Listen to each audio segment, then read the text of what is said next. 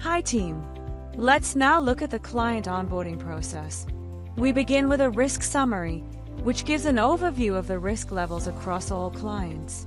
This helps us identify which clients require closer attention and prioritization. It sets the context for the decisions we need to make during onboarding. Client acceptance. The first step is client acceptance, which ensures that a client is appropriate and suitable for us to work with, in line with our firm's policies and risk appetite. This form includes the following sections. Client information captures basic details about the client, including identity, business structure, and nature of operations.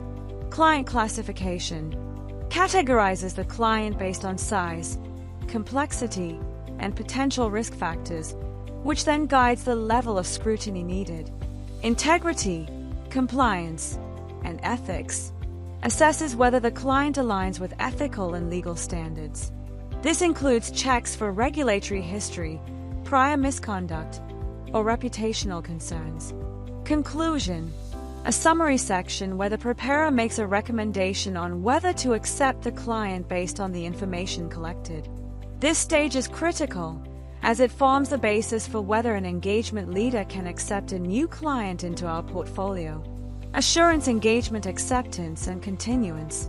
Once the client is accepted, the next step is to evaluate the engagement itself through the Assurance Engagement Acceptance and Continuance form. This determines whether it is appropriate to initiate or continue a specific assurance engagement.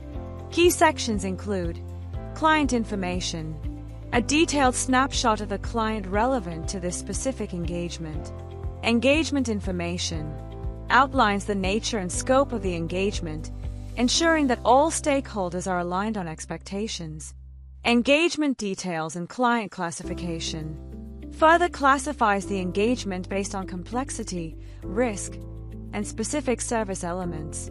Financial health and stability reviews the client's financial position to assess their viability and long-term sustainability.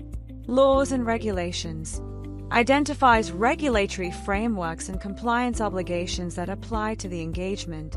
Audit remuneration and scope of services evaluates whether the proposed fees are appropriate for the work being undertaken and assesses any risk of fee pressure. Internal controls examines the strength of the client's control environment, which impacts audit risk. Potential for conflicts of interest identifies any factors that could impair independence or objectivity. Risk of misstatement evaluates inherent and control risks that may lead to material misstatements in financial reporting. Client's audit history provides insight into past audits, including any recurring issues or qualifications. Conclusion brings together all the insights to help the engagement leader decide whether to accept or continue with the engagement. Completing both the client acceptance and assurance engagement acceptance forms is mandatory. These assessments are essential for the engagement leader to make an informed decision on whether to accept the client and engagement. Until these onboarding steps are fully completed and approved, you will not be able to proceed with audit activities on the system. This ensures that every engagement begins with a solid foundation of risk management and compliance.